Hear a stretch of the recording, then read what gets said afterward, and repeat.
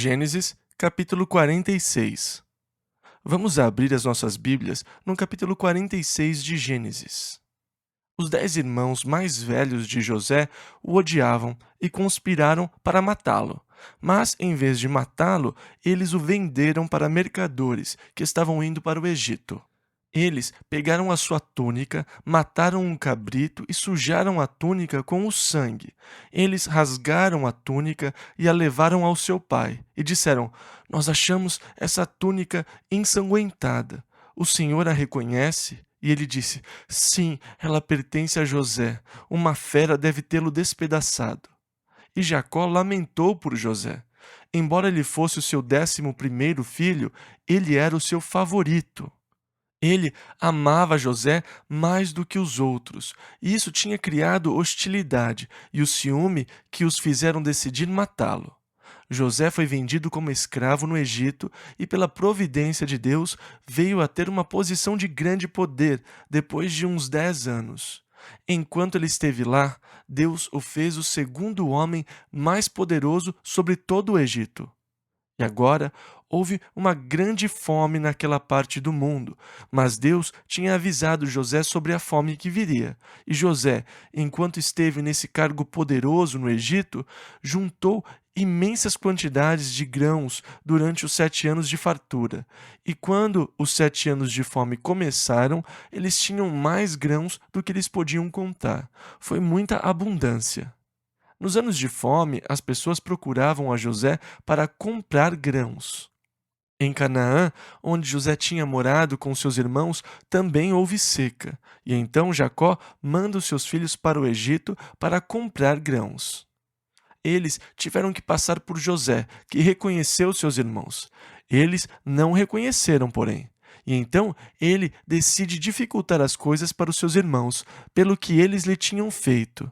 Ele os acusa de serem espiões e os coloca na prisão por 3 dias.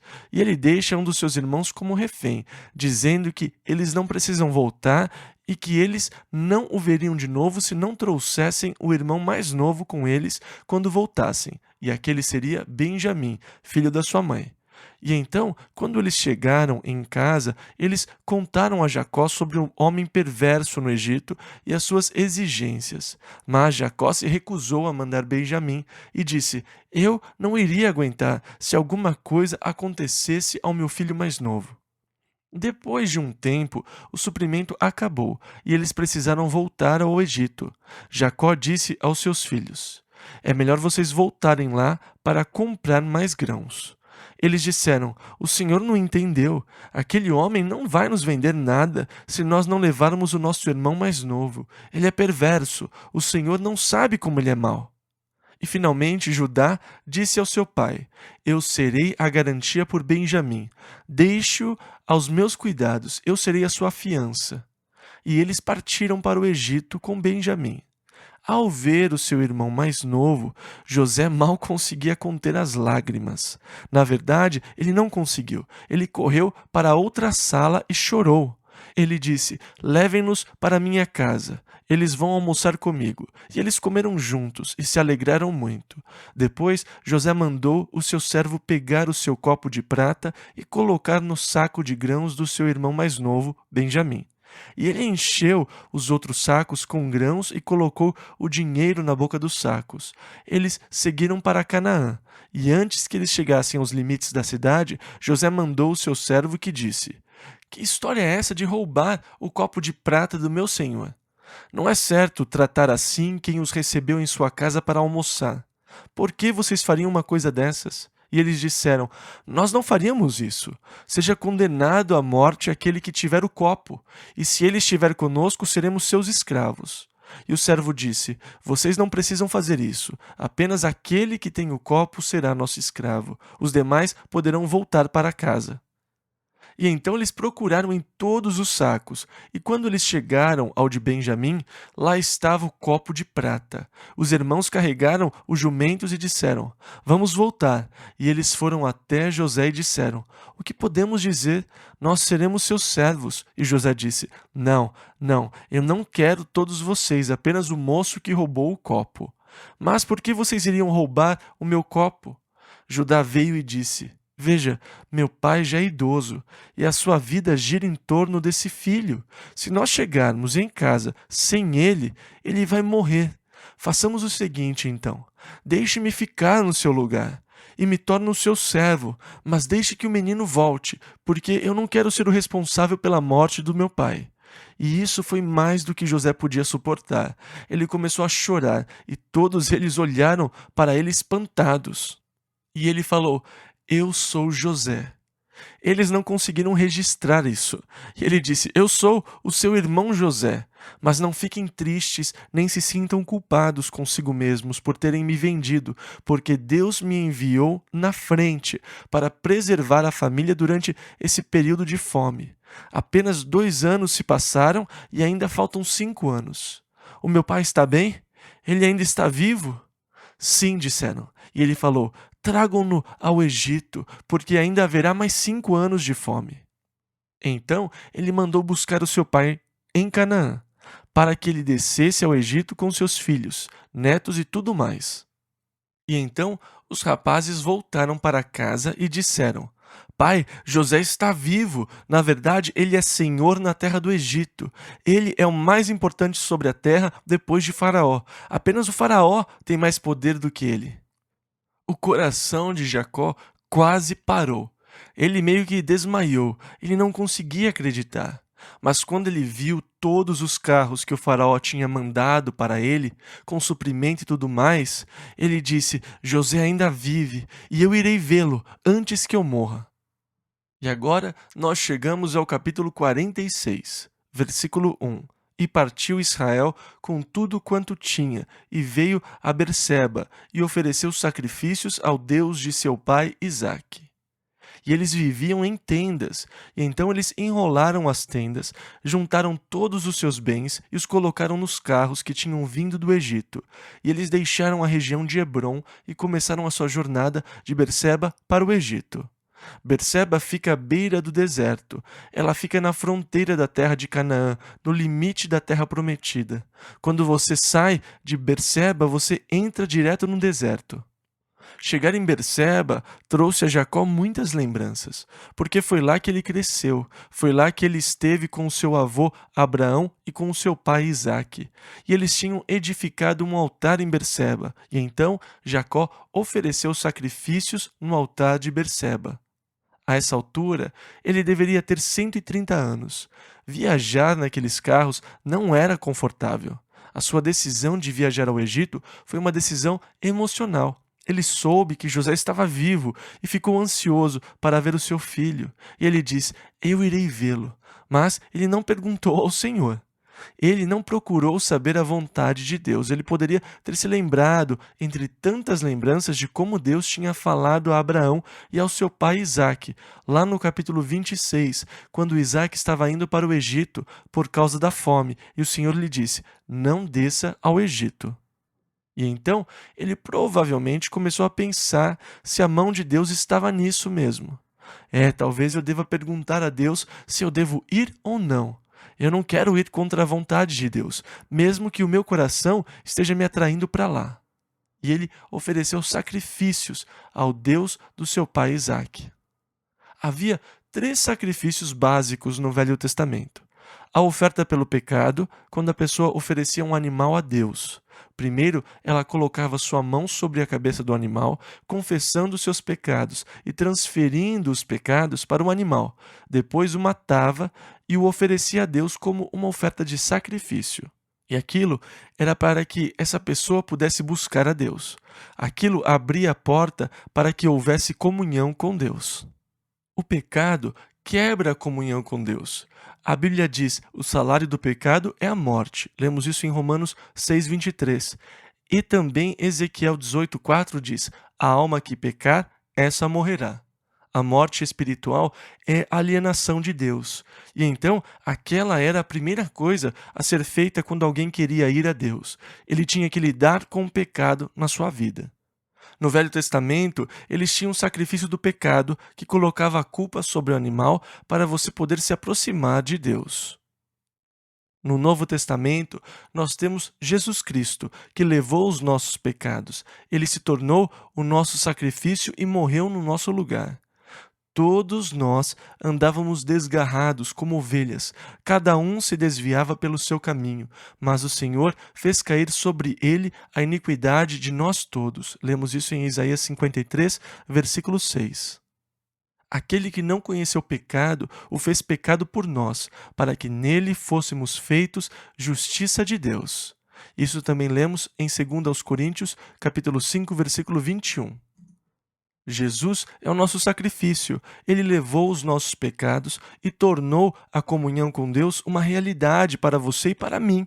Se andarmos na luz como Ele na luz está, temos comunhão uns com os outros, e o sangue de Jesus Cristo, seu Filho, nos purifica de todo o pecado. Lemos isso em 1 João 1,7. Nós temos comunhão com Deus por Jesus Cristo, que é a nossa oferta de pecado. O segundo sacrifício era a oferta queimada, que era o sacrifício da consagração, feito quando eu queria consagrar a minha vida a Deus, quando eu queria me submeter à vontade e ao plano de Deus.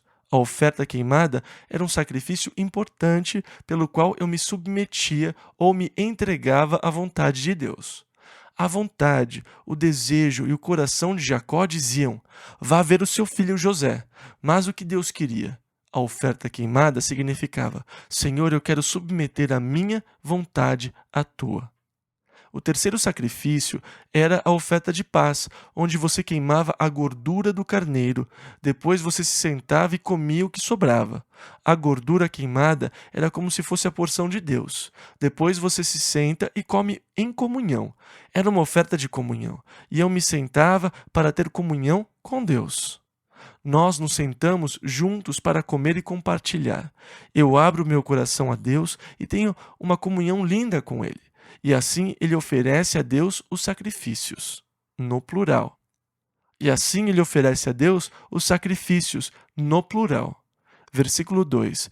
E falou Deus a Israel em visões de noite, e disse: Jacó, Jacó. E ele disse: Eis-me aqui.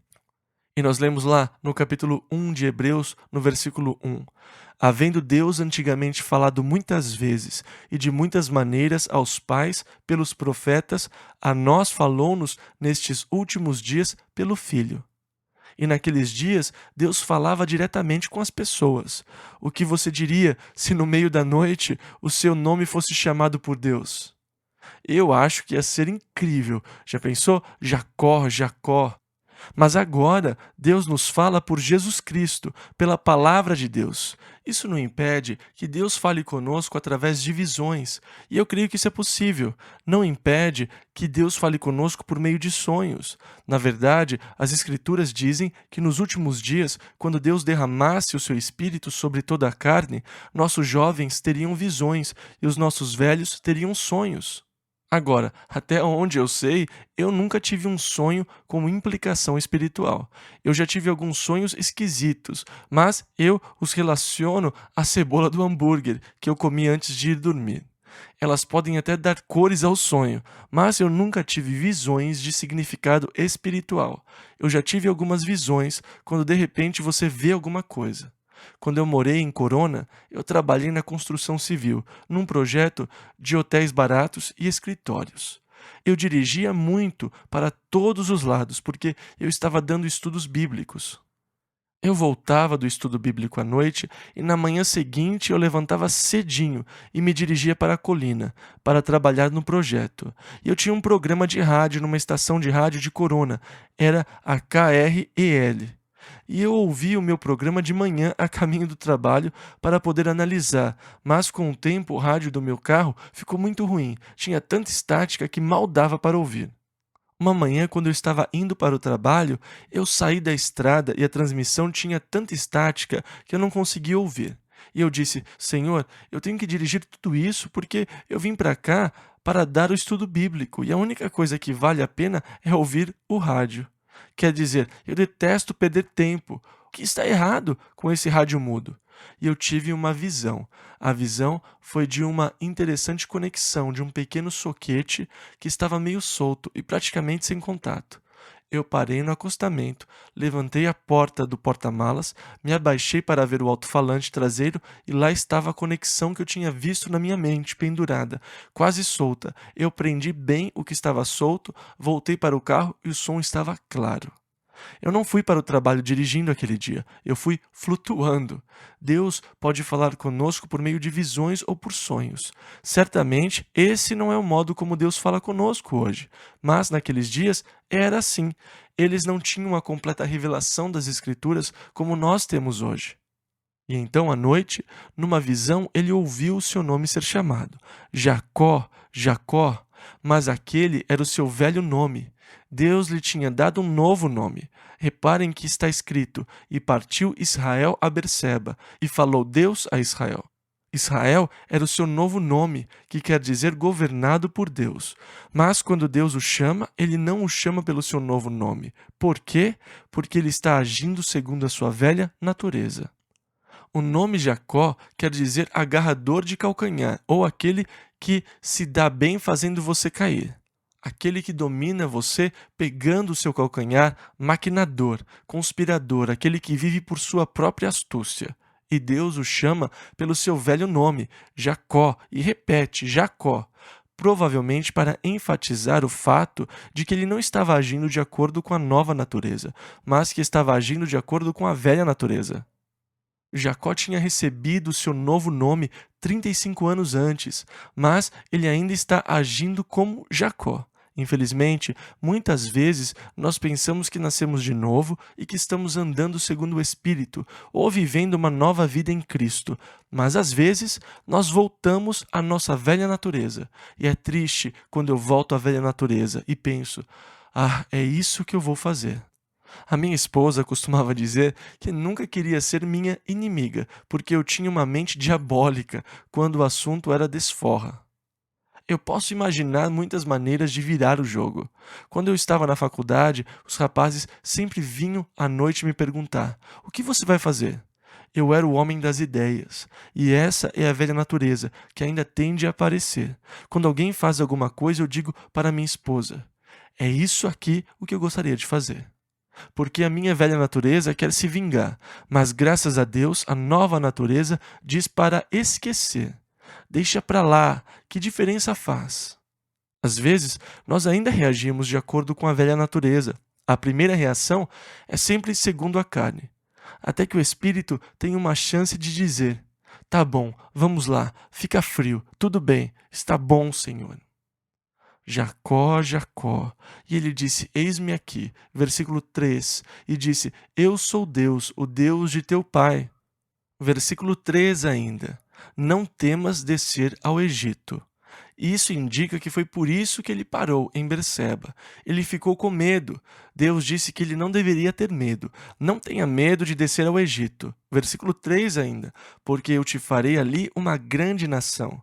Agora, Deus tinha prometido a Abraão que ele iria fazer os seus descendentes serem tantos que ele não conseguiria contá-los. Deus tinha prometido fazer dele uma grande nação. Aquela promessa foi dada a Isaque e agora a Jacó, e Deus a está repetindo. Eu te farei ali uma grande nação. Versículo 4. E descerei contigo ao Egito. Esta é a promessa da presença de Deus com ele. Versículo 4 ainda, e certamente te farei tornar a subir.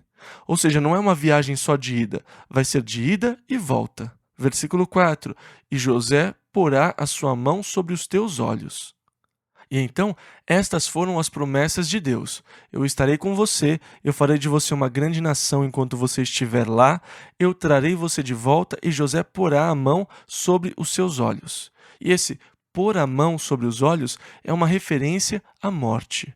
Quando alguém morre, normalmente, os seus olhos ficam abertos. E então o que você tem que fazer é abaixar as pálpebras e, às vezes, você tem que colocar um pedacinho de algodão para segurá-las fechadas.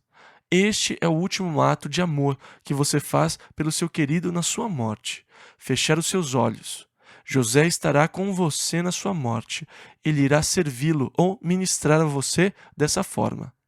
É interessante que quando uma pessoa está morrendo, ela quer que as pessoas que ela ama e que lhe são próximas estejam perto dela na hora da morte. E com Jacó, o seu desejo seria, sem dúvida, ter o seu filho José perto dele na hora da sua morte. E Deus lhe assegura que será assim. Será ele que irá fechar os seus olhos. Versículos 5 ao 8. Então levantou-se Jacó de Berseba, e os filhos de Israel levaram a seu pai Jacó, e seus meninos, e as suas mulheres, nos carros que Faraó enviara para o levar. E tomaram o seu gado e os seus bens que tinham adquirido na terra de Canaã, e vieram ao Egito, Jacó e toda a sua descendência com ele. E estes são os nomes. E eu não vou ler todos. Aqui estão listados os nomes dos filhos de Jacó. Primeiro, os que nasceram de Lia e os seus filhos, em alguns casos, os seus netos. Depois, os filhos de Zilpa, que era serva de Lia, e os seus filhos. E depois, no versículo 19, os filhos de Raquel, José e Benjamim e os seus filhos. Agora, é interessante, Benjamim foi um sujeito bastante prolífico. Ele teve 10 filhos. Outra coisa interessante é que a maioria das moças não é mencionada. Apenas Diná, que esteve envolvida em um incidente, é mencionada. E uma neta é mencionada também. Sem dúvida, havia outras meninas, mas elas não eram contadas naqueles dias. Hoje elas são, e podem acreditar nisso. Versículo 26. Todas as almas que vieram com Jacó ao Egito, que saíram dos seus lombos, isto é, todos os seus descendentes, sem contar as moças, versículos 26 e 27. Fora as mulheres dos filhos de Jacó, todas foram 66 almas. E os filhos de José, que lhe nasceram no Egito, eram 2 almas. Todas as almas da casa de Jacó que vieram ao Egito eram 70. Agora, 70 é um número arredondado, que está sempre relacionado a Israel. Você pode ver que Deus sempre arredonda números para simbolizar algo, e 70 é um número simbólico para Israel. É interessante que Moisés tenha nomeado 70 anciãos para supervisionar Israel. Mais tarde, quando Jesus enviou os discípulos, ele enviou 70 deles para ministrar a casa de Israel. No capítulo 9 de Daniel, o anjo disse: 70 semanas estão determinadas sobre o teu povo. E então 70 é um número relacionado a Israel. E pode ser que, quando Jesus disse a Pedro, você deve perdoar 70 vezes 7, que isso tenha sido uma referência ao perdão e ao amor de Deus por Israel. Se Israel se arrepender, encontrará perdão, até 70 vezes 7. Este é um número simbolicamente relacionado a Israel nas Escrituras. Deus disse que ele iria fazer de Jacó uma grande nação no Egito. Quando 400 anos mais tarde eles saíram do Egito, eles eram cerca de 600 mil homens adultos acima de 20 anos. Estima-se que entre 1.600.000 a 2 milhões de pessoas deixaram o Egito com Moisés. Deus fez dele uma grande nação naqueles 400 anos. E você diz, mas isso é impossível. Bem, se você pegar a idade de Jacó, quando ele se casou, e o número de descendentes que ele tinha na época que ele foi ao Egito, houve um aumento de 6% ao ano na população da família.